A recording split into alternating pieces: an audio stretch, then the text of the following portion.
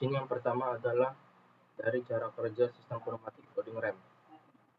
Untuk tugasnya adalah pintu memiliki tinggi beban maksimal 1 meter dan harus mampu mengangkat beban sampai dengan 500 kg.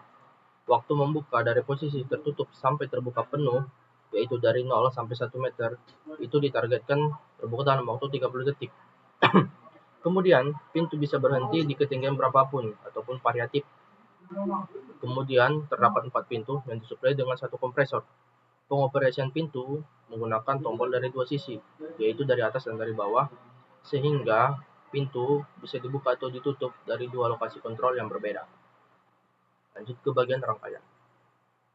Nah, di rangkaian ini, untuk klasifikasi komponennya adalah kompresor, air service unit, valve 5/3 center close, check valve with pilot control, one way flow, kemudian aktuator. Untuk cara kerjanya adalah udara bertekanan 6 bar masuk dari kompresor, kemudian menuju air service unit, kemudian dari air service unit masuk ke valve 5/3 center close. Saat tombol on kita tekan, maka udara akan mengalir menuju check valve.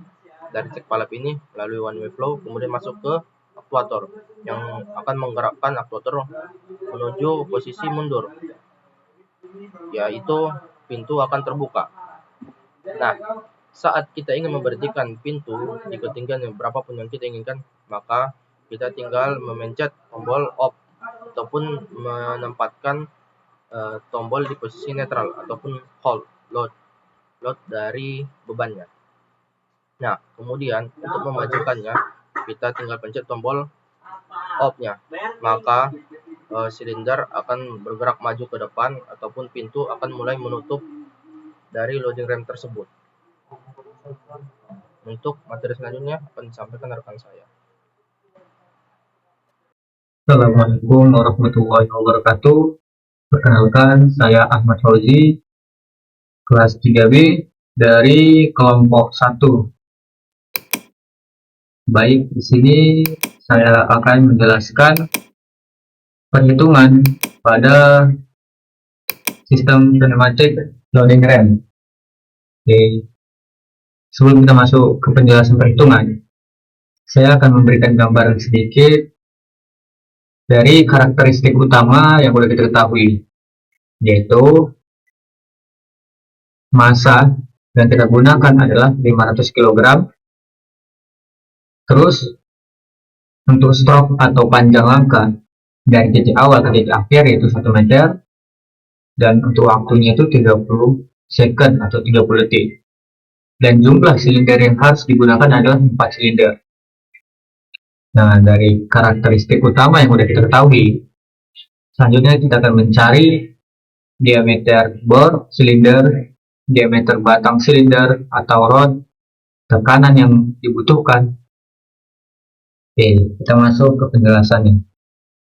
Yang pertama, untuk menentukan gaya angkat atau gaya yang dibutuhkan aktuator untuk mengangkat pintu loading rem dari beban 500 kg, kita menggunakan rumus F sama dengan M kali G. Oke, kita masuk angkanya 500 kg dikali 9,81. Jadi nilai 9,81 ini didapat dari nilai standar gravitasi dan hasilnya adalah 4,905 Newton. Selanjutnya, FD ini adalah nilai yang amannya, nilai minimum aman secara praktik di lapangan. Oke, dengan rumusnya SF itu safety factor dikali F gaya. Oke, kita masukkan angkanya yaitu 1,3 dikali 409. Nah, 1,3 ini didapat dari nilai standar SF atau safety factor. Nilai safety factor ini yaitu nilai yang digunakan untuk keamanan aktuator dalam mengangkat beban. Nah, ini nilai standar yang udah umum digunakan untuk perancangan sistem pneumatik yang ada di industri. Biasanya mereka menggunakan safety faktornya itu 1,3. Oke, kita kalikan, hasilnya itu adalah 6.377 Newton. Ini hasil dari gaya yang dibutuhkan oleh aktuator. Selanjutnya, untuk mencari luas piston, ya, kita menggunakan rumus yaitu A sama dengan FD per P. Kita masukkan FD-nya atau gaya amannya, yaitu 6.377 dibagi 600.000. Nah, 600.000 ini kita mendapatkannya dari tekanan bar. Itu yang bar yang kita gunakan adalah 6 bar. 6 bar kita konversi ke satuan PA, yaitu menjadi 600.000 karena satu barnya sama dengan 100.000 PA. Oke, hasilnya adalah 0,01063 meter kuadrat. Dan selanjutnya kita mencari diameter piston minimumnya. Tadi kita sudah menemukan luas piston atau luas penampaknya. Selanjutnya kita temukan diameter piston minimum menggunakan rumus D sama dengan 4A dibagi P. Hasilnya adalah 166 mm. Nah, kenapa di sini pilihan standar amannya adalah 125 dengan panjang stroke 1000 mm atau 1 meter? Karena di dalam praktik lapangan atau di realitanya, nilai dari teoritis 166 harus di atas nilai yang aktuator yang dipakai atau silinder bornya itu harus di atas dari nilai teoritis. Kalau nilai teoritis itu 116, kita harus gunakan ukuran yang harus di atas dari nilai teoritisnya. Dan kami mendapatkan di dalam realita, secara realita, nilai bornya adalah 125 mm. Dan untuk rekomendasi rodnya, kenapa kami mendapatkan 40 mm? Ini didapatkan berdasarkan hasil perhitungan secara teoritis dan kami bandingkan dengan aktual. Untuk mencari rod, itu harus 30% dari nilai bor atau bor ini nilai dari keseluruhan silinder. Nah, jadi rod ini kan batangnya. Jadi untuk mendapatkan batang silinder, kita harus cari 30% dari 125. 30% dari 125 adalah 37,5 mm. Nah, secara aktual, nilai idealnya yang kami dapatkan di pasaran yaitu rodnya itu 40 mm, dan ini digunakan di dalam sistem pneumatic loading ram. Jadi kami gunakan adalah 40 meter sesuai di pasaran. Selanjutnya,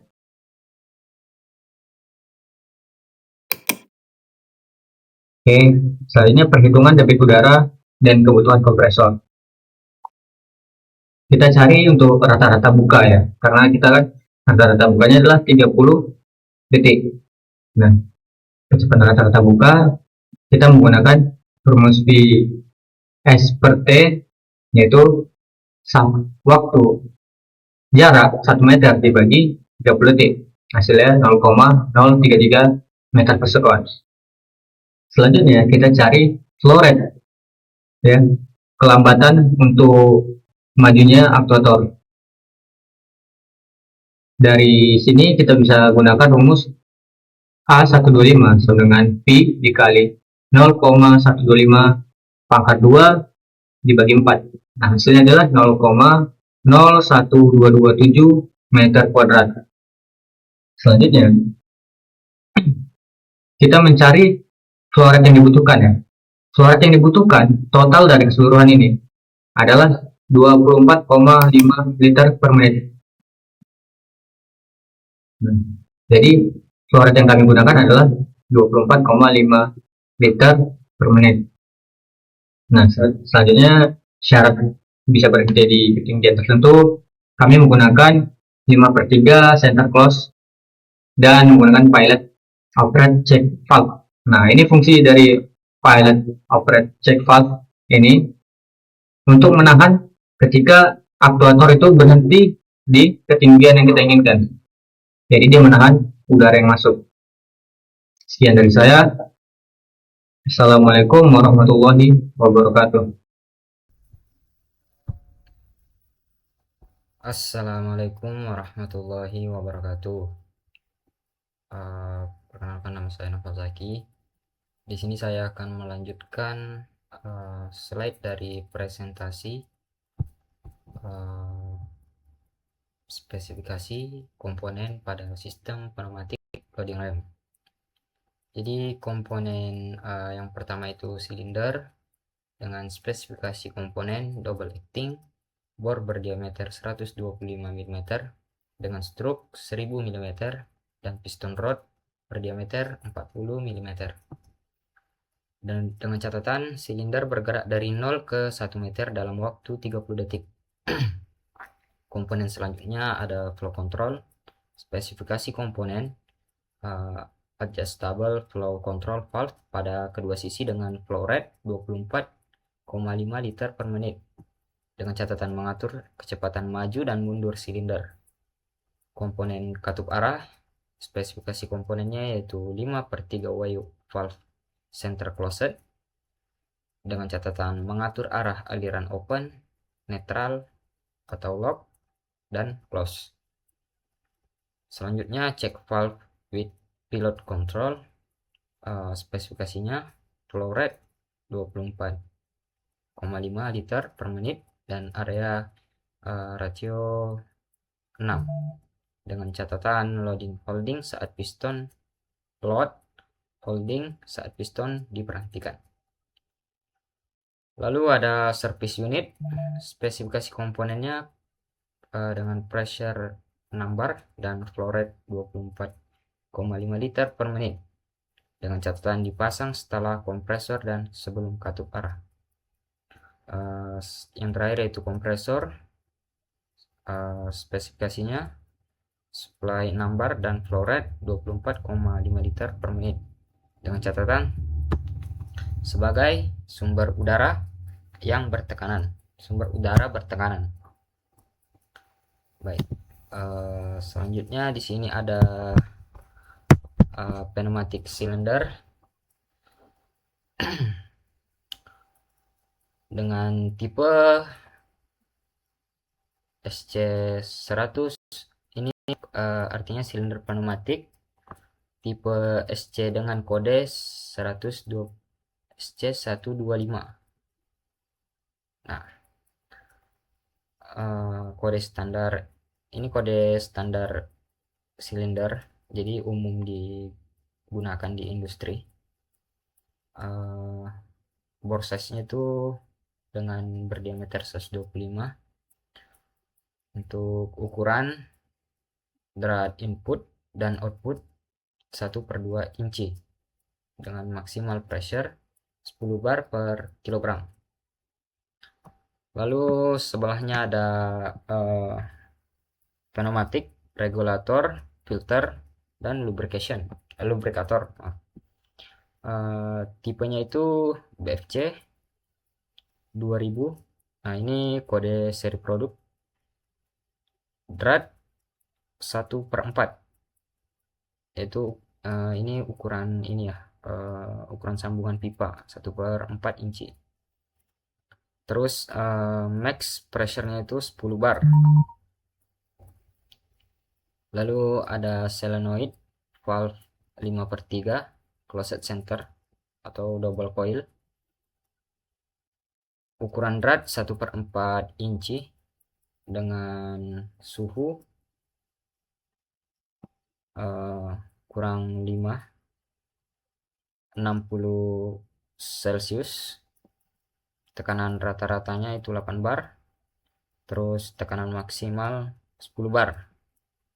Tersedia 220 volt AC dan 24 volt DC, 110 volt AC.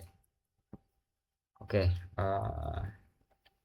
terakhir inilah contoh dari gambar komponen sistem pneumatik pada loading rem yang sudah saya jelaskan pada slide sebelumnya. Itu saja dari saya. Sekian. Slide selanjutnya akan disampaikan oleh rekan saya. Terima kasih. Assalamualaikum warahmatullahi wabarakatuh. Perkenalkan, saya Muhammad Rilevi Frizi dari kelompok 1. Di sini saya akan menjelaskan troubleshooting sistem pneumatik loading rem. Yang pertama yaitu ada kompresor. Masalah umumnya tekanan tidak mencapai 6 bar. Penyebabnya yaitu kompresor lemah, dati terlalu berat, kebocoran di sistem, beban pemakaian tinggi. Tindakan: pastikan kompresor on dan mampu mencapai 6 bar. Hindari pemakaian di luar kapasitas. Kompresor: cek kebocoran pada rangkaian. Tekanan turun saat pintu bergerak. Penyebabnya kapasitas flow kompresor tidak cukup untuk kebutuhan aliran saat aktuator berjalan. Tindakan yang harus kita lakukan yaitu cek pressure gauge saat silinder bergerak. Bila drop besar, butuh kompresor dengan flow lebih besar. Yang kedua, air service unit. Masalah umumnya tekanan output tidak stabil, lebih rendah dari 6 bar.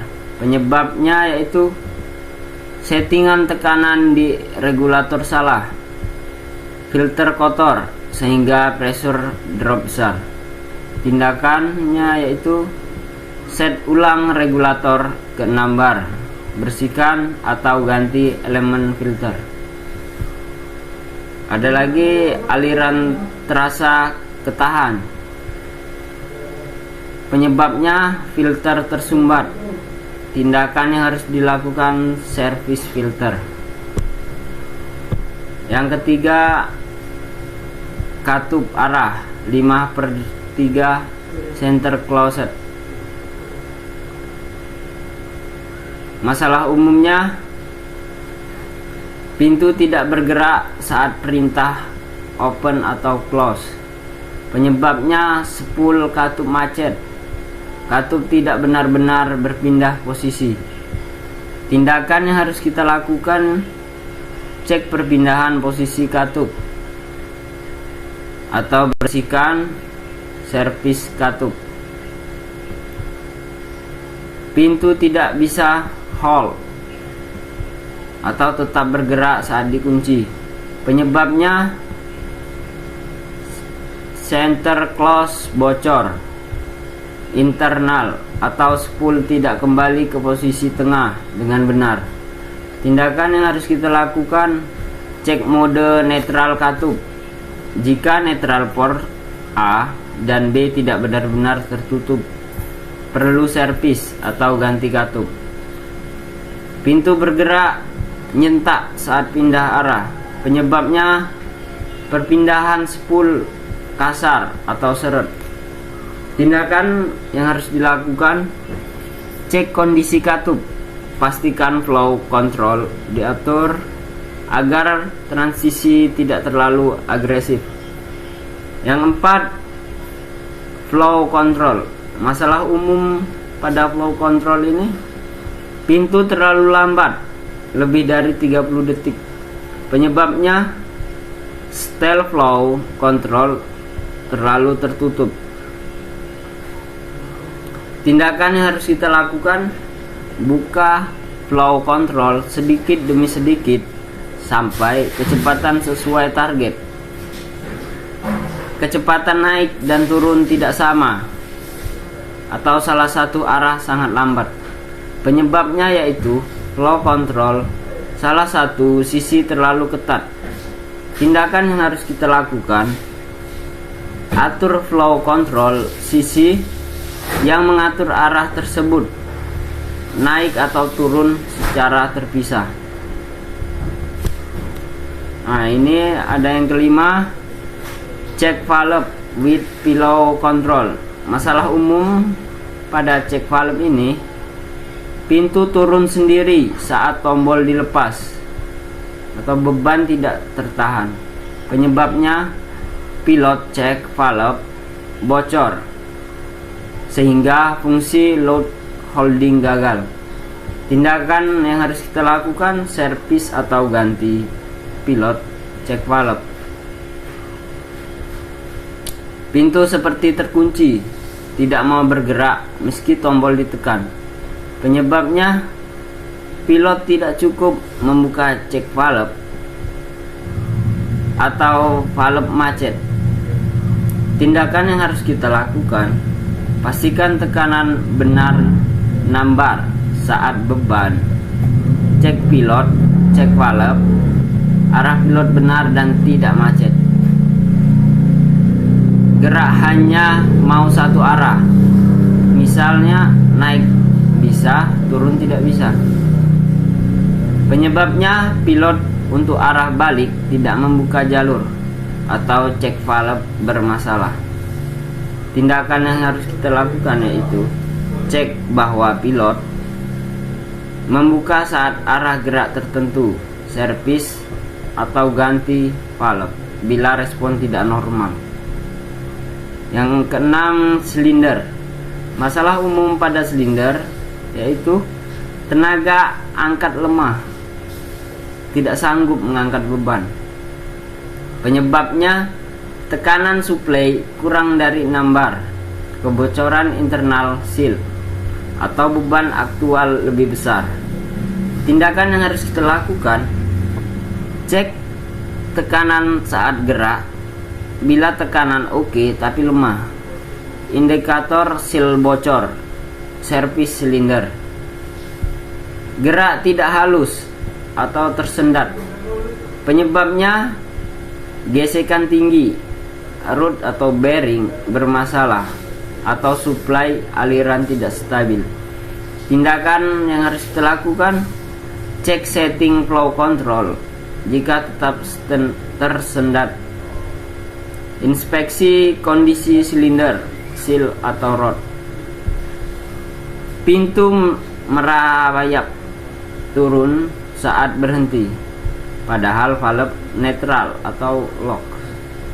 Penyebabnya kebocoran internal silinder atau kebocoran pada pilot check katup 5/3.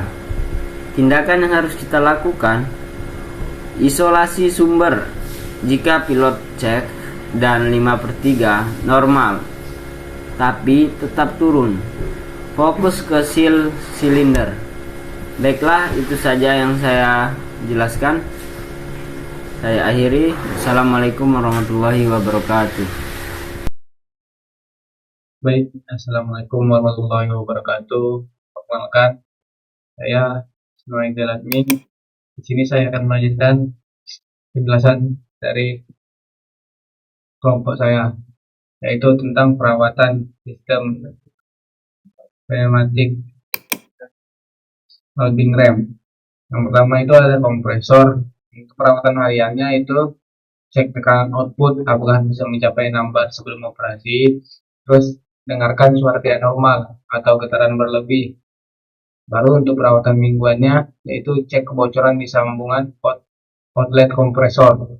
Untuk perawatan bulanan, yang pertama itu adalah bersihkan area intake filter kompresor atau debu bikin kapasitas turun. Terus ada cek kemampuan reservoir setelah dipakai, tekanan balik naik normal atau lambat. Untuk perawatan 6 bulanan atau sesuai jam kerja, yang pertama itu ada ganti oli jika oil lubricant sesuai manual kompresor. Yang kedua ada servis self internal, cek ring piston jika performa turun. Terus ada yang kedua itu ada air service unit atau filter regulator. Untuk perawatan hariannya itu yang pertama ada cek pressure gauge, set point 6 bar dan stabil saat pintu bergerak. Yang kedua ada buang kondensat atau drain di filter bone kalau ada air. Terus untuk perawatan mingguannya, pertama itu ada bersihkan mangkok filter. Yang kedua ada cek apakah regulator ngedrop saat beban indikasi filter tersumbat atau regulator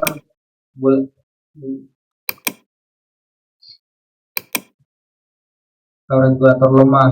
Untuk perawatan bulanannya, yang pertama ada ganti atau bersihkan elemen filter atau tergantung kondisi debu dan kelembapan. Untuk perawatan 6 bulannya, overhaulingan, cek sel regulator jika ganti jika getas atau bocor.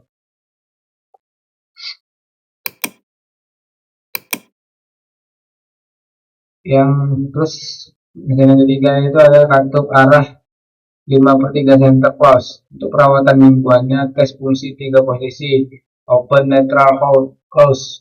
Pastikan posisi netral benar-benar menahan atau tidak menyerap. Untuk perawatan bulanannya, cek kebocoran internal secara gejala, pintu menyerap saat netral, atau indikasi spool atau seat source. Yang kedua, pastikan exhaust tidak tersumbat kalau pakai muffler di pembuangan.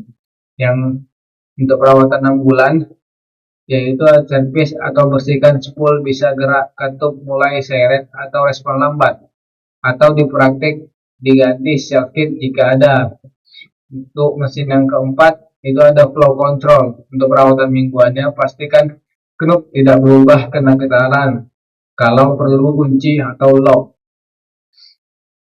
Untuk perawatan bulanannya, cek setelan waktu buka harus konsisten, target 0 sampai 1 meter per 30 detik. Yang kedua ada bersihkan dari kotoran atau oli berlebihan yang bisa menyumbat. Yang ketiga, jika gerak mulai atau nyentak, cek apakah throttle tersumbat. Untuk perawatan 6 bulannya, jika flow control tidak stabil meski setting sama, lakukan penggantian. Untuk mesin yang kelima, yaitu ada cek valve wheel control. Untuk perawatan harian atau mingguannya, yang pertama itu ada uji fungsi holding.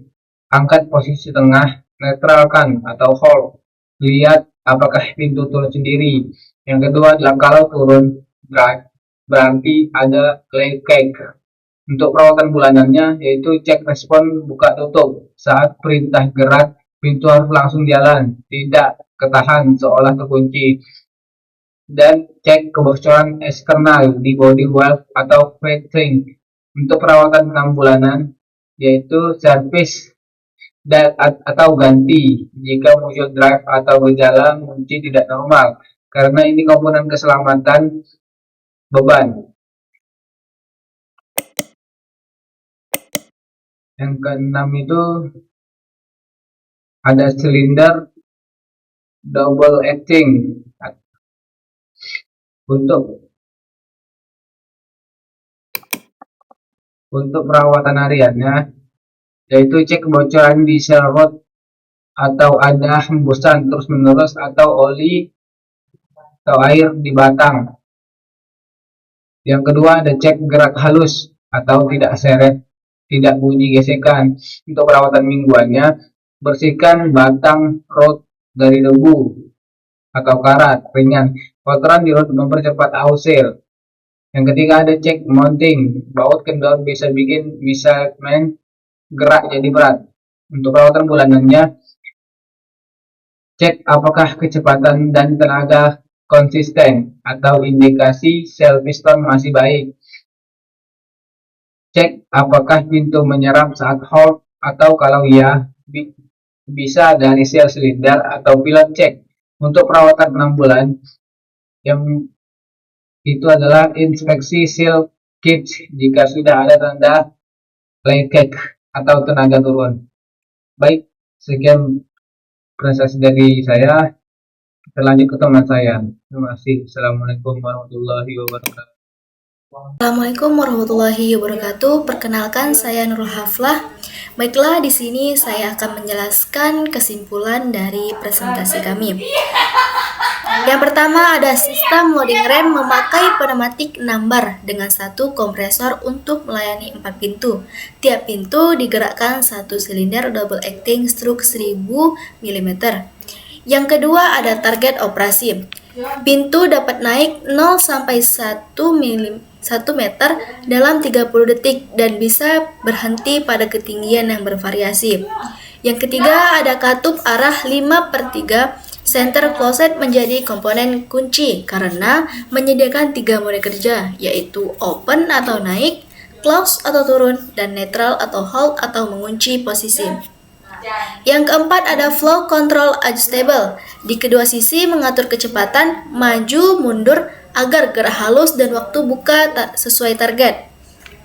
Yang kelima ada check valve dengan pintu kontrol berfungsi sebagai load holding, mencegah pintu turun sendiri saat piston dihentikan atau posisi ditahan. Yang keenam ada air service unit, memastikan kualitas dan kestabilan tekanan udara.